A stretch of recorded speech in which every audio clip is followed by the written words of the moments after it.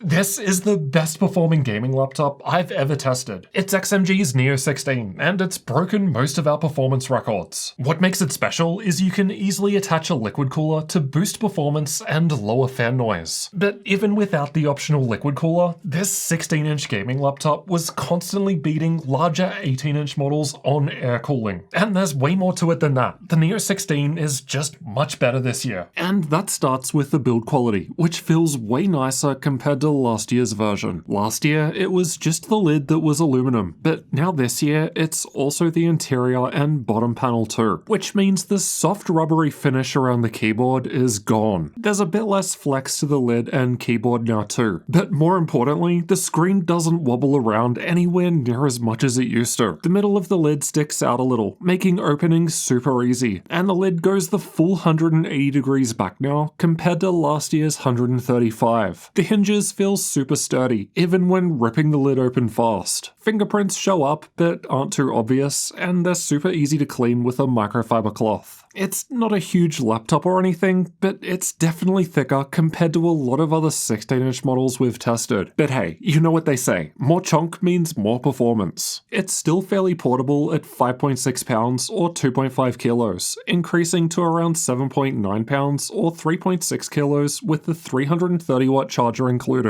It's only slightly heavier compared to last year's model, and realistically, still pretty reasonable relative to other 16-inch laptops. I mean, Alienware's X16 markets itself as a thinner device, yet it weighs a bit more. Even with the 330-watt charger, it's far lighter compared to the 18-inch options, which is worth noting, because again, even without the liquid cooler, the Neo 16 outperforms most of them. It's using a GAN charger this year too, which means it's a bit smaller compared to the previous massive brick. I've got the maxed out configuration with Intel Core i9-14900HX processor and NVIDIA RTX 4090 mobile graphics, because I really want to put the water cooler to the test. But you can customize it quite a bit with the link below, which affects the price. So XMG are offering this laptop as the Neo 16 to their customers in Germany and Europe. But the laptop itself is actually produced by Uniwil, aka Tongfang. Basically, this just means that other companies around the world are able to sell the same laptop with a different name. For example, in the US, it's known as the Hydrox 16 from Electronics, while here in Australia, Aftershock offers it as the Rift 16X. The Electronics version has a different Prima BIOS with more customization available. But at the end of the day, what I'm showing here in this review should reflect most regional variants. There's no mechanical keyboard option this year, but it still feels good to type with. The keyboard has perky RGB backlighting, which lights up all keys and secondary functions. Key brightness can be adjusted between 4 levels or turned off by holding function and pressing the spacebar. Mine has the German keyboard layout, but XMG lets you pick from a wide range of options when ordering. Lighting is customized under light settings in the Control Center software, and that includes the light bar on the front. This isn't really important, but you can get a nice smooth transition of colors on the front light bar. But then on the keyboard, this is as best as you can get, which just isn't as smooth of a transition compared to a lot of other laptops. The glass touchpad is a little bigger this year. It's smooth, clicks down anywhere, and works well. As for ports, the left side has USB 3.2 Gen 1 Type A and Type C ports, and a 3.5mm audio combo jack. There's a Kensington lock at the back. The right has a full-size SD card reader and 2 more USB 3.2 Gen 1 Type A ports for 3 in total. Unfortunately, none are faster Gen 2. The rest is on the back. From left to right, there's the port for the liquid cooler, a Thunderbolt 4 Type-C port with USB 4 support, HDMI 2.1 output, 2.5